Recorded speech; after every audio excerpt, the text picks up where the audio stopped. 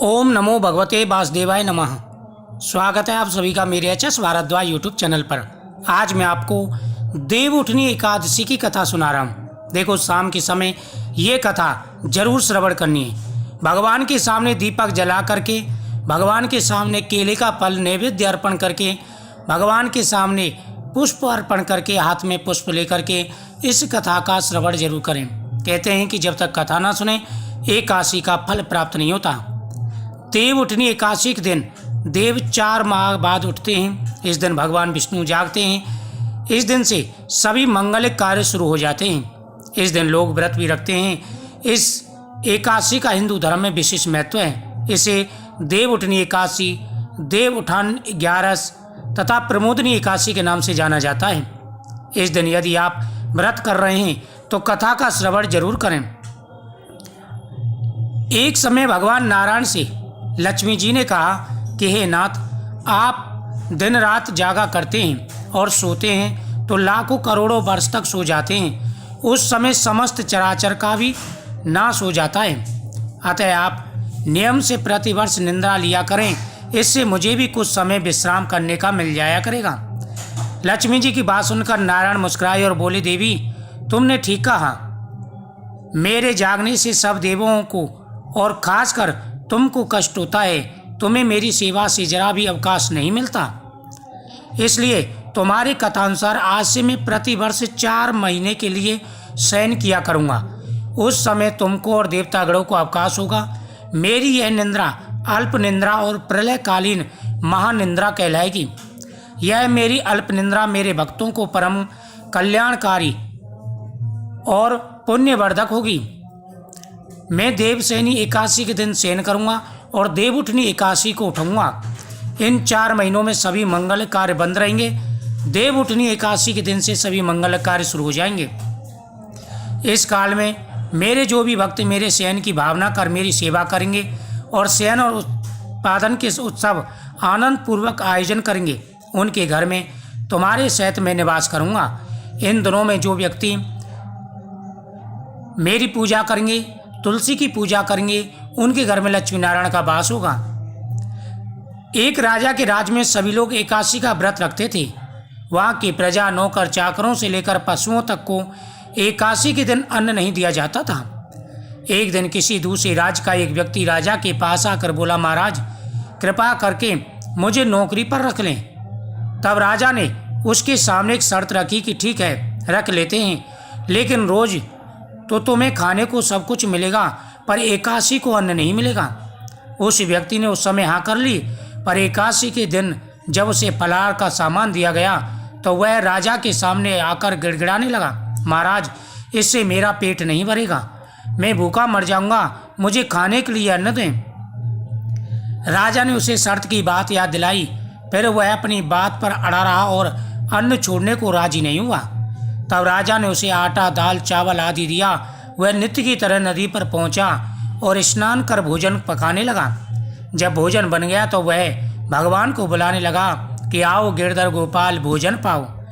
उसके बुलाने पर पीताम्बर धारण किए भगवान चतुर्भुज रूप में आ पहुँचे। प्रेम से उसके साथ भोजन करने लगे। भोजन करके अंतर ध्यान हो गए। वह अपने काम में लग गया। 15 दिन बाद अगली एकादशी को वह राजा से कहने लगा कि महाराज, मुझे दुगना सामान दीजिए। उस दिन तो मैं भूखा ही रह गया। राजा ने कारण पूछा तो उसने बताया, हमारे साथ भगवान भी खाते हैं, इसलिए हम दोनों के लिए आपको सामान देना पड़ेगा। यह सुनकर के राजा को बड़ा आश्चर्य हुआ। वो बोला, मैं नहीं मान सकता, भगवान तुम्हारे सामने कैसे आ सकते हैं? मैं तो दिन रात व्रत रखता हूँ, पूजा करता हूँ, मुझे तो आज तक भगवान के दर्शन नहीं हुए। जो व्यक्ति एकादशी के दिन पूरे नियम के साथ में भगवान की पूजा करते हैं, एकादशी के दिन गौमाता का पूजन करते हैं, एकादशी के दिन पीपल वृक्ष के नीचे दीपक जला के परिक्रमा करते हैं और रात्रि को जागरण करते हैं, प्रेम के साथ भगवान का आह्वान करते हैं, भगवान उनकी जरूर सुनते हैं। कहते हैं कि भगवान को बुलाने के लिए, भगवान के दर्शन करने के लिए ज्ञानी बनने की आवश्यकता नहीं है। मूर्ख बन जाइए, भगवान के सामने अज्ञानी बन जाइए, बच्चों की तरह भगवान से जिद करिए, उनको किसी भी रूप में मानिए, आपको अवश्य ही भगवान की कृपा प्राप्त होगी और उनकी छवि के दर्शन होंगे।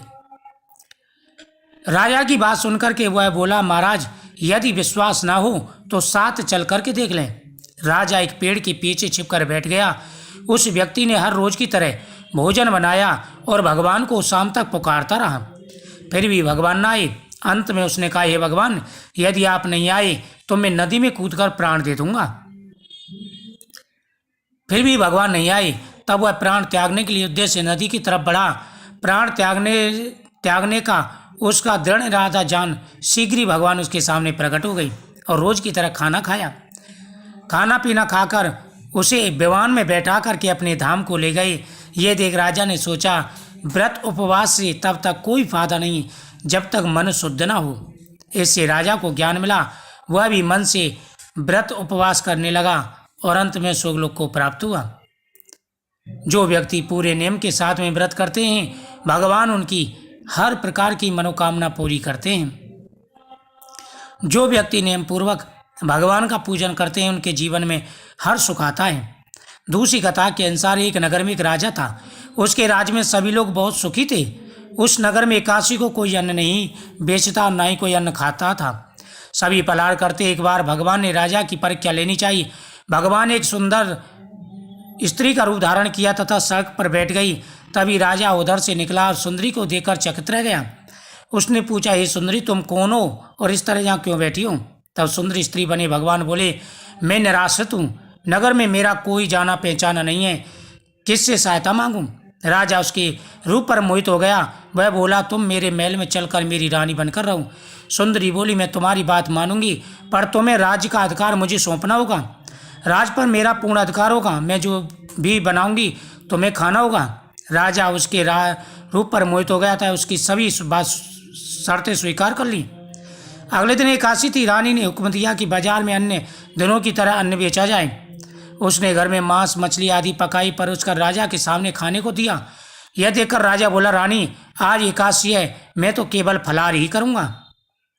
तब रानी ने शर्त की बात याद दिलाई। बोली, या तो खाना खाओ, नहीं तो मैं बड़े राजकुमार का सिर काट दूंगी। राजा ने अपनी स्थिति बड़ी रानी से कही तो बड़ी रानी बोली, महाराज, धर्म ना छोड़िएगा, बड़े राजकुमार का सिर दे दें, पुत्र तो फिर मिल जाएगा पर धर्म नहीं मिलेगा। राजा ने कहा कि आप राजकुमार का सिर ले सकते हो, लेकिन आज के दिन भूल से भी आपको ये नहीं खाना है। यह देख करके भगवान प्रसन्न हो गए और भगवान ने उसे दर्शन दिए। कहा कि हे राजन, मैं तुम्हारी परीक्षा लेने के लिए आया था, तुम्हारा धर्म देख करके मैं प्रसन्न हो गया। भगवान ने उसे अनेकों प्रकार के वरदान दिए। तो अपने धर्म पर अड़िग रहना चाहिए, धर्म नहीं छोड़ना चाहिए। इस दिन तुलसी माता के सामने, भगवान शिव के सामने, भगवान विष्णु के सामने अब शाम को दीपक जरूर जलाएं और कथा का श्रवण करें। जय श्री कृष्ण।